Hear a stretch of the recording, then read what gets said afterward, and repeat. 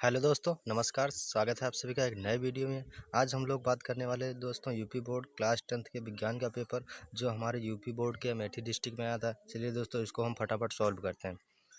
सबसे पहले दोस्तों हम बहुविकल्पीय प्रश्नों को सॉल्व करेंगे, उसके बाद जो भी अंकित प्रश्न आएंगे उनको सॉल्व करेंगे। दोस्तों ये उत्तर प्रदेश 2024 29 फरवरी का पेपर था दोस्तों। चलिए दोस्तों, इसको फटाफट सॉल्व करते हैं। और वीडियो अच्छा लगे तो दोस्तों क्लास 10th के सभी बच्चों के पास इस वीडियो को ज़रूर से ज़रूर शेयर करिए जो आज पेपर दे के आ रहे हैं दोस्तों। चलिए दोस्तों, फटाफट इसको हम सॉल्व करते हैं। सबसे पहला बहुविकल्पीय प्रश्न क्या आया था दोस्तों, उसको देखते हैं। पहला प्रश्न था दोस्तों, किसी अवतल दर्पण पर आपतित प्रकाश किरण दर्पण से परावर्तन के उपरांत अपने ही मार्ग में वापस आ जाती है। यह किरण मुख्य अक्ष पर परिच्छेद करती है। किस पे करती है दोस्तों? वो वक्रता केंद्र पर। इसका राइट आंसर हो जाएगा दोस्तों वक्रता केंद्र पर। जो दोस्तों वक्रता केंद्र से अगर कोई किरण आती है तो दर्पण से टकराने के पश्चात पुनः उसी माध्यम में वापस लौट जाती है। इसका जो राइट आंसर हो जाएगा दोस्तों वक्रता केंद्र हो जाएगा। आगे नेक्स्ट क्वेश्चन नंबर 2 देखते हैं दोस्तों। क्वेश्चन नंबर 2 क्या आया था, देखते हैं। क्वेश्चन नंबर 2 आया था दोस्तों, एक लेंस वस्तु के स्थित विशेष के लिए आभासी सीधा तथा आवर्धित प्रतिबिंब बनाता लेंस होगा। वह लेंस क्या होगा दोस्तों? वह उत्तल लेंस होगा दोस्तों। इसका right option b right answer हो जाएगा दोस्तों।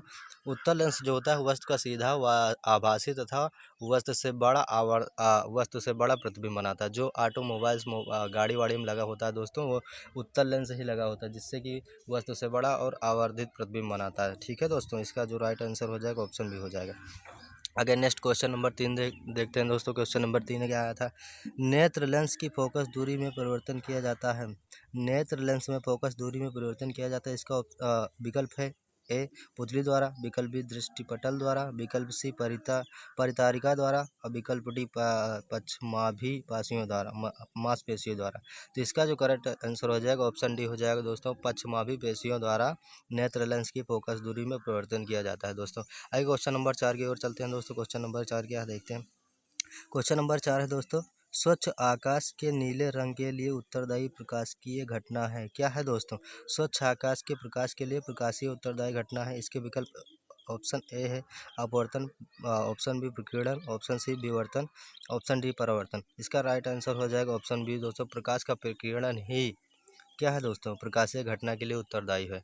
आगे नेक्स्ट क्वेश्चन नंबर 5 की ओर चलते हैं दोस्तों। क्वेश्चन नंबर 5 क्या है, किसी विद्युत बल्ब पर 440 वाट 220 वोल्ट अंकित है। बल्ब फिलामेंट का प्रतिरोध होगा। इसको दोस्तों लगाना क्वेश्चन है। चलिए इसको फटाफट लगाने का प्रयास करते हैं। क्या क्या दिया पहले डाटा कलेक्ट कर लेते हैं। किसी विद्युत बल्ब पर 440 वाट क्या है दोस्तों? वाट को किससे लिखते हैं? पी से लिखते हैं। पी मीन्स पावर मीन्स शक्ति का मात्रा क्या होता है दोस्तों? वाट होता है। तो पी बराबर कितना दिया? 440 वाट दिया है दोस्तों। उसके बाद क्या दिया है? 220 वोल्ट। वोल्ट बी बराबर कितना दिया दोस्तों? 220 वोल्ट दिया, लिख लेना 220। आगे क्या ज्ञात करना है? प्रतिरोध आर बराबर तुमको ज्ञात करना है दोस्तों।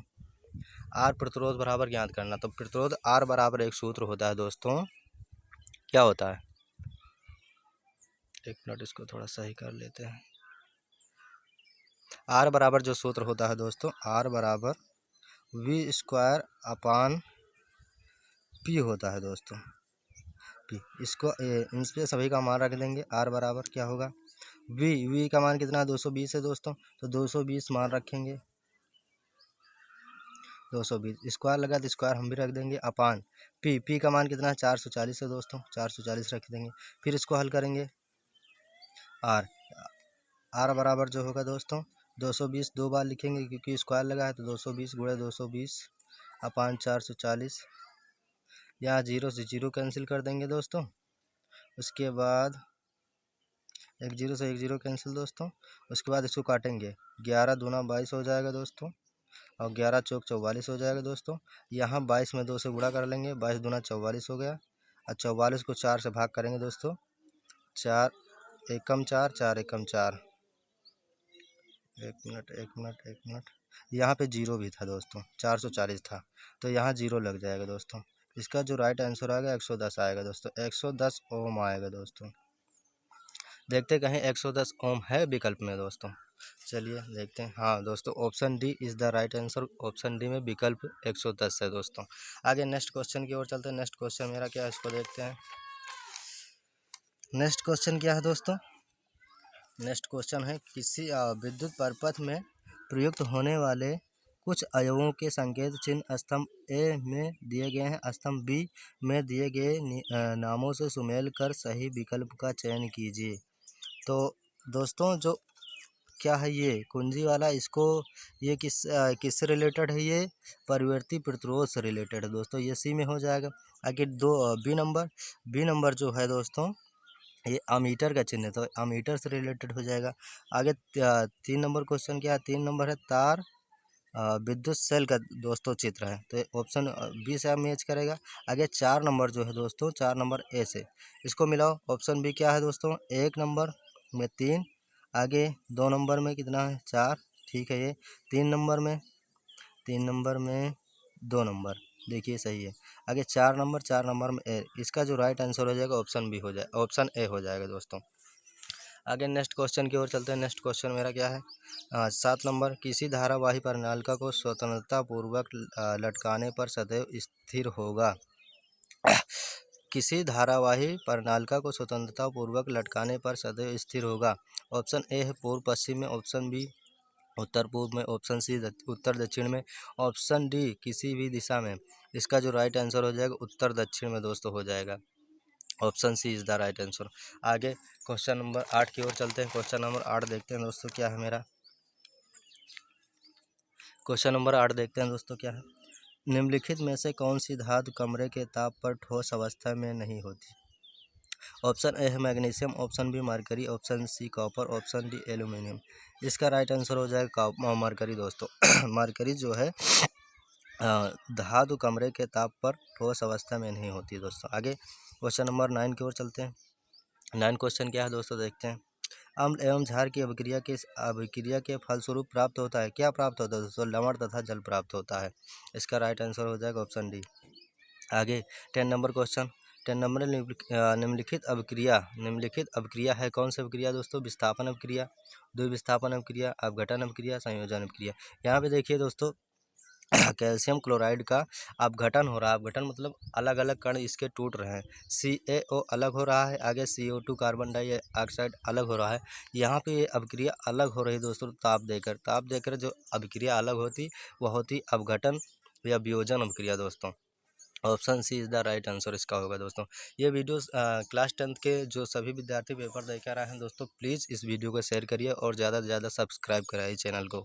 हम इसी तरह की इंटरेस्टिंग वीडियो आप सभी के लिए लाते हैं दोस्तों। आगे ऑप्शन क्वेश्चन नंबर 11 दोस्तों, श्रृंखला का गुण किस परमाणु में पाया जाता है? श्रृंखला का गुण किस परमाणु में पाया जाता है? ऑप्शन ए है C, option B N nitrogen, option C oxygen, option D fluorine. इसका जो राइट आंसर होगा दोस्तों ऑप्शन ए होगा कार्बन। कार्बन में श्रृंखला का गुण परमाणु में श्रृंखला का गुण पाया जाता है कार्बन में। आगे क्वेश्चन नंबर 12 की ओर चलते हैं दोस्तों। क्वेश्चन नंबर 12 क्या है, देखते हैं एक मिनट। निम्नलिखित में से एल्काइन है। एल्काइन क्या होता है? एल्काइन दोस्तों जिसमें ट्रिपल बॉन्ड लगे होते हैं, इसको एल्काइन कहते हैं। एल्केन में सिंगल बॉन्ड, एल्कीन में डबल बॉन्ड, एल्काइन में जो होता है third bond means triple bond लगा होता है, उसी को एल्काइन कहते हैं। चलिए option A CH3 minus CH2, ये नहीं होगा दोस्तों। Option b CH3 minus C triple bond CH। आगे ऑप्शन सी, इसका जो राइट आंसर हो जाएगा दोस्तों ऑप्शन बी हो जाएगा। CH3 minus C triple bond यहाँ पे लगा है दोस्तों, यहाँ पे लगा, इसलिए इसको option b is the right answer हो जाएगा। आगे क्वेश्चन नंबर 13 की ओर चलते हैं। क्वेश्चन नंबर 13, ईंधन एवं औषधि के रूप में उपयोग होता है। ईंधन एवं औषधि के रूप में जो उपयोग होता है दोस्तों, एथेनॉल होता है दोस्तों। आगे क्वेश्चन नंबर 14 की ओर चलते हैं। क्वेश्चन नंबर 14 देखते हैं क्या है। गुर्दे की इकाई जो उत्सर्जन की प्रक्रिया में भाग लेती है, यहाँ पे दोस्तों सेक्शन 3 अर्थात बी वो वायु का क्वेश्चन शुरू होता है। गुर्दे की इकाई जो उत्सर्जन की प्रक्रिया में भाग लेता है उसको क्या कहते हैं दोस्तों? ऑप्शन ए है तंत्रिका, ऑप्शन बी वृक्काणु nephron, option C cyton, option D muton. तो इसका जो क्लियर राइट आंसर हो जाएगा दोस्तों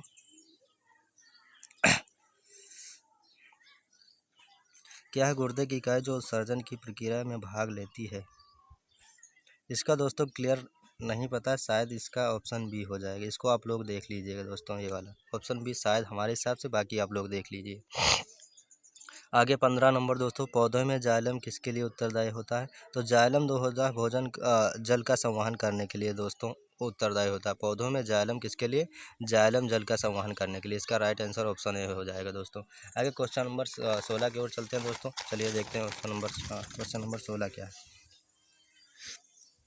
क्वेश्चन नंबर 16 क्या है देखते हैं दोस्तों। स्वपोषी पोषण के लिए आवश्यकता होती है। क्वेश्चन क्या है दोस्तों 16, स्वपोषी पोषण के लिए आवश्यकता होती है। क्या होती है? कार्बन डाइऑक्साइड और जल की। ये बात सही है दोस्तों, ये होती है। और ऑप्शन बी क्लोरोफिल की, ये भी होती है दोस्तों। ऑप्शन सी सूर्य का प्रकाश की, ये भी दोस्तों आवश्यक ही होती है।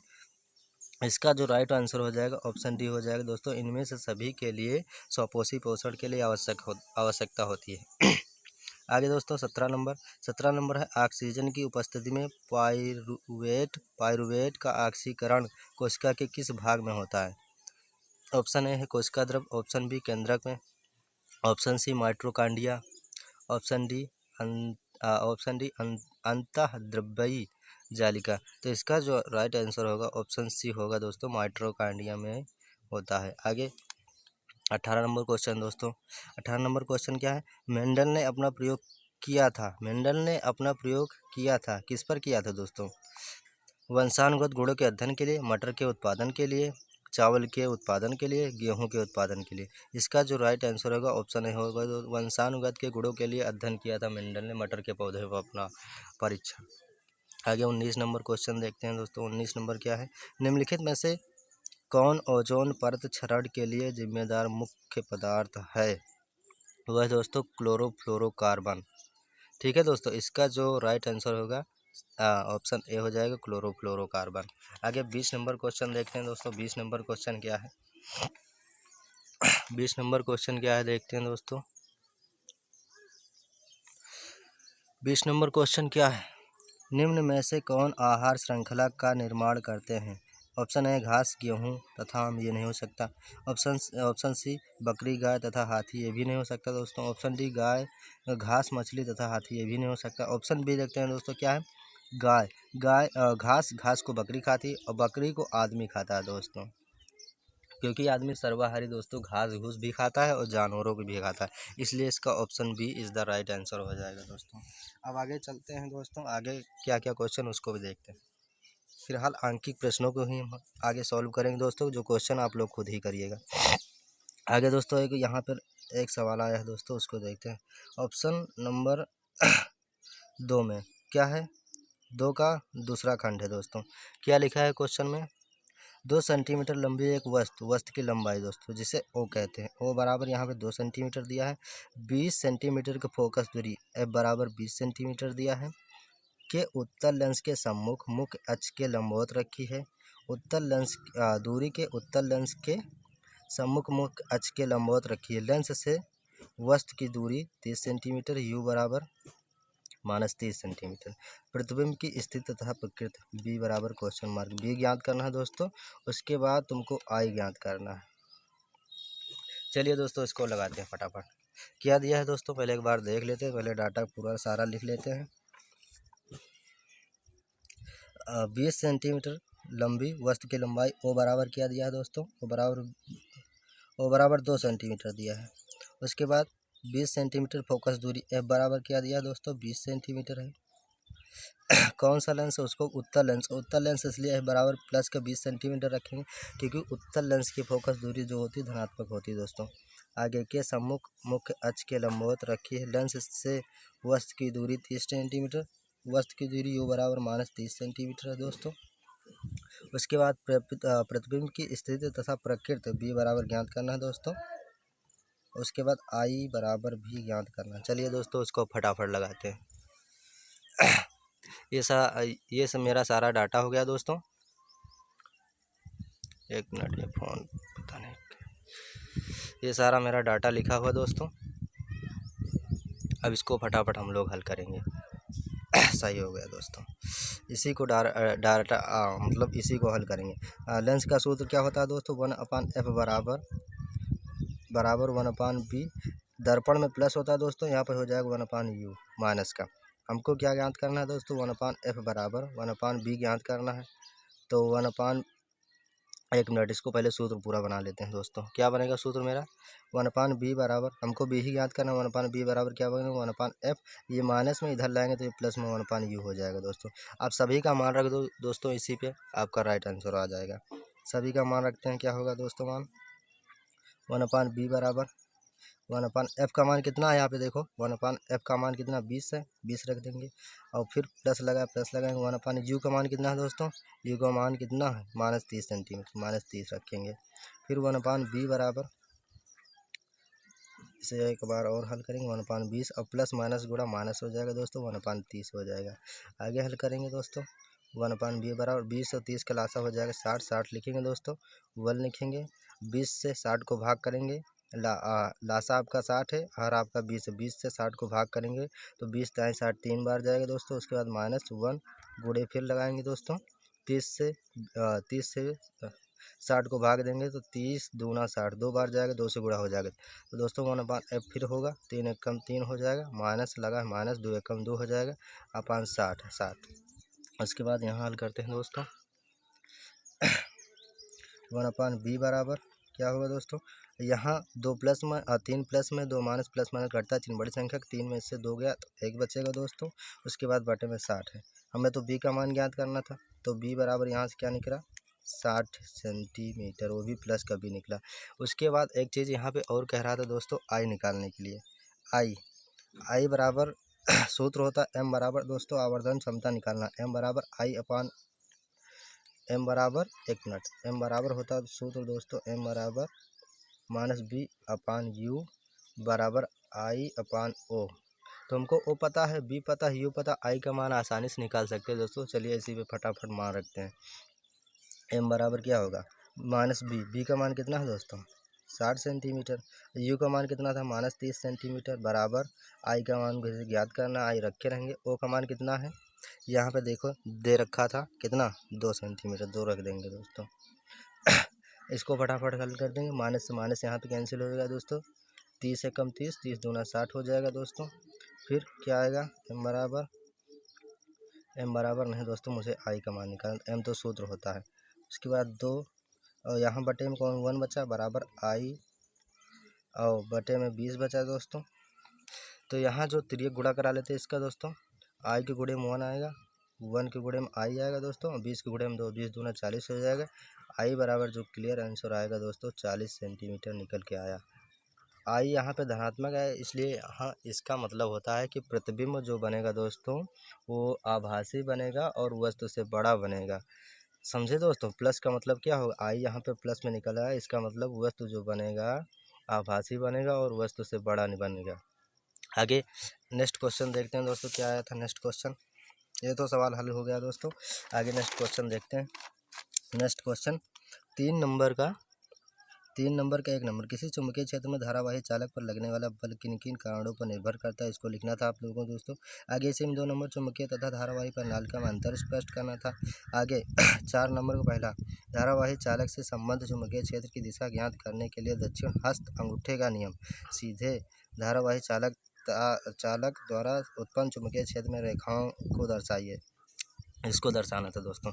आगे एक नेक्स्ट क्वेश्चन आया था दोस्तों, क्या आया था, दिए गए परिपथ में ए एवं बी के बीच तुल्य प्रतिरोध तथा 5 ओम के प्रतिरोध के सिरों के बीच विभवांतर की गणना करना है। चलिए इसको लगा लेते हैं दोस्तों, इसको लगा लेते हैं, इसको लगाएंगे दोस्तों। सवाल था पहले जो जो दिया रहेगा उसको लगाएंगे दोस्तों। उसके बाद देखिए दोस्तों क्या कह रहा है, दिए गए परिपथ में ए एवं बी के बीच तुल्य प्रतिरोध तथा 5 ओम प्रतिरोधों के सिरों के बीच विभवांतर ज्ञात कीजिए।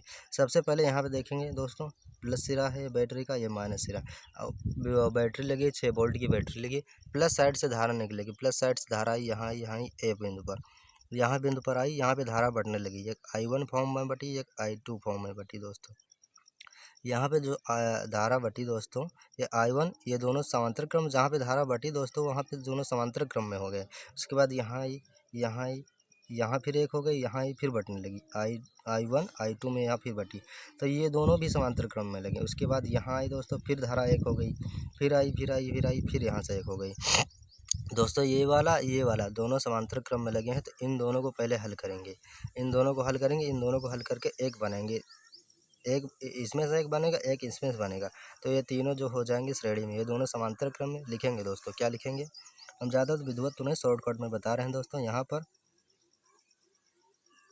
4 ओम तथा 4 ओम के प्रतिरोध कौन से क्रम में, समांतर क्रम में है दोस्तों, समांतर क्रम में है, अतः इनका प्रतिरोध क्या होगा दोस्तों, 1/r बराबर 1/r1 प्लस 1/r2। इसी पे R1 इसको R1 मान लेते हैं, इसको R2 मान लेते हैं, तो मान रखो दोस्तों 1/r बराबर 1/r1 का मान कितना है, 4 है, रख देंगे 1/r2 का मान वो भी 4 है। फिर से हल करेंगे 1/r बराबर लासा समान है तो नीचे 4 हो जाएगा दोस्तों, ऊपर जोड़ लो 1 1 2 हो जाएगा, 2 1 2 2 दूना 4, तो यहाँ पे R बराबर जो निकल के आया 2 ओम आएगा दोस्तों। यहाँ से जो निकल के आया मेरा, एक मिनट क्वेश्चन की ओर चलते हैं, यहाँ से जो मेरा प्रतिरोध इन दोनों से बन के आया वो 2 ओम बना दोस्तों। उसके बाद यहाँ फिर एक ये पहले का हो गया दोस्तों, अब इसको हल करेंगे। यहाँ पे फिर यहाँ पे देखेंगे 10 ओम तथा 10 ओम के दो प्रतिरोध समांतर क्रम में लगे हैं, अतः इसका तुल्य प्रतिरोध क्या होगा दोस्तों, इसको हम करेंगे हल। इसको डायरेक्ट करें, 1/r बराबर 1/r1 प्लस 1/r2, इसी पर मान रखेंगे 1/r बराबर क्या होगा दोस्तों, 1/r1 का मान, इसको मानेंगे r1 इसको r2, तो 1/r1 का मान 10 प्लस 1/r2 का मान भी 10 है, तो इसको फिर यहाँ भी 10 रख देंगे।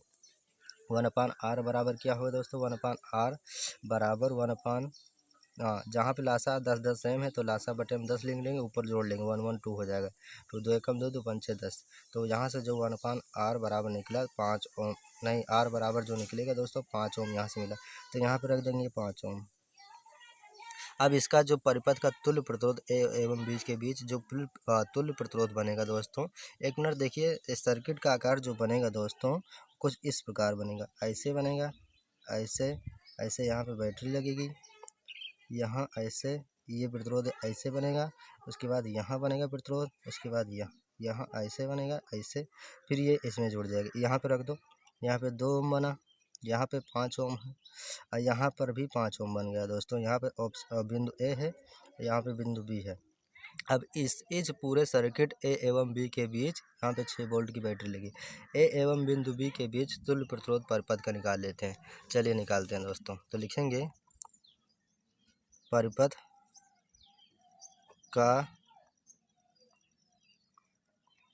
तुल्य प्रतिरोध बराबर क्या होगा दोस्तों, 1/r डैश बराबर 1/, एक मिनट, ये तीनों समांतर क्रम में होंगे दोस्तों, ये तीनों समांतर, यहाँ पे धारा बट नहीं रही है, धारा सेम है, यहाँ भी यहाँ भी यहाँ भी, इसलिए ये तीनों समांतर हैं। समांतर क्रम का फॉर्मूला क्या होता है दोस्तों, R बराबर R1 plus R2 plus R3, तो इन सभी का मान रख के जोड़ लेंगे। पहले कितना है, R1 का मान 2 प्लस R2 का मान 5 प्लस R3 का मान 5 है दोस्तों, तो 5 दूना 5 5 10 2 12, इसका जो क्लियर परिपथ का तुल्य प्रतिरोध आएगा दोस्तों वो 12 ओम आ गया दोस्तों, ये देखिए।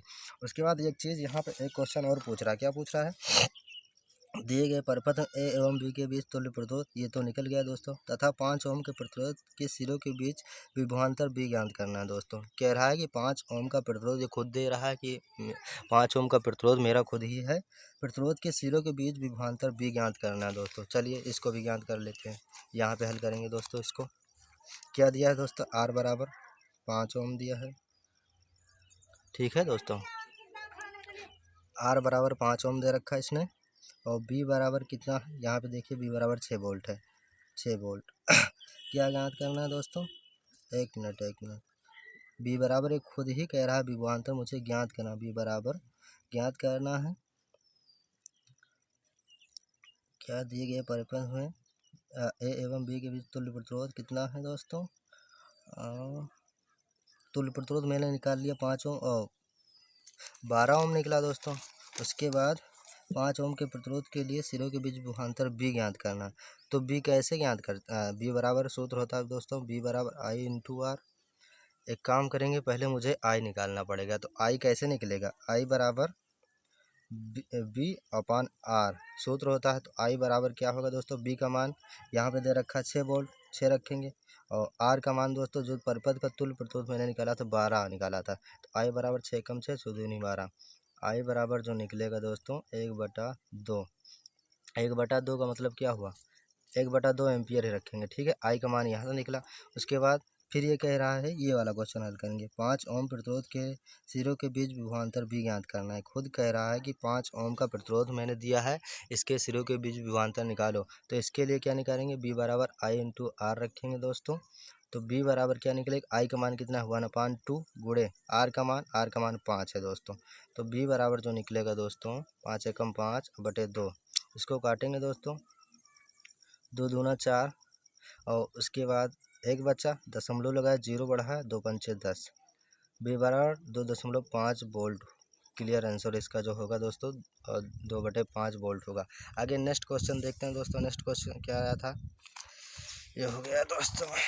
आगे नेक्स्ट क्वेश्चन जो आया था दोस्तों, निम्नलिखित योगी का आईपीएसी नाम लिखना था दोस्तों। ये आईपीएसी नाम आप लोग देख लीजिएगा। और उसके बाद संयोजन अपक्रिया का उदाहरण लिखिए, केवल समीकरण देना था, संतुलित समीकरण लिखिए, संतुलित समीकरण लिखना था। आगे नेक्स्ट क्वेश्चन जो आया था दोस्तों, इसको भी देख लेते हैं जल्दी। निम्नलिखित तत्वों का इलेक्ट्रॉनिक विन्यास करना था, सोडियम का, क्लोरीन का, इसको भी देख लेना दोस्तों। सोडियम का परमाणु क्रमांक कितना होता है? 11 होता है। तो ऐसे बचेगा पहले कक्षा में 2, उसके बाद कितना बचा? 8 होना चाहिए दोस्तों। 2 8, दूसरे कक्षा में 8, उसके बाद कितना बचा? 1 बचा दोस्तों। क्लोरीन के साथ 17 होता है दोस्तों। तो 17 के लिए 2, पहले कक्षा में 2, दूसरे में 8, 8 तो 10, कितना बचा? 7, तीसरे कक्षा में 7। उसके बाद निम्नलिखित समीकरणों को संतुलित समीकरण संतुलित करना था दोस्तों। उसको आप लोग देखिए। निम्नलिखित पर संक्षिप्त टिप्पणी लिखना था। अम्लीय वर्षा क्या है? तन्यता वर्धनता। मिसेल क्या है दोस्तों? उसके बाद क्वेश्चन आया था संधारण से आप क्या समझते हैं? अथवा में करके था संधारण से आप क्या समझते हैं? इससे स्वेच्छा के 2 उपयोग भी लिखने थे। ऊष्माक्षेपीय और ऊष्माशोषी अभिक्रिया क्या है? इसको भी लिखना था दोस्तों। आगे 7 नंबर में क्वेश्चन में क्या आया था? आगे एक तंत्रिका को उसका न्यूरॉन की संरचना तथा इसके कार्य का वर्णन करना था। आगे 9 नंबर निम्नलिखित पर संक्षिप्त टिप्पणी, थायरॉक्सिन हार्मोन के कार्य, मुकुलन। आगे 10 नंबर पुष्पी पौधों में लैंगिक जनन का वर्णन करना था। आगे 11 नंबर मनुष्य में ऑक्सीजन तथा कार्बन डाइऑक्साइड का परिवहन कैसे होता है? इसको भी करना था दोस्तों।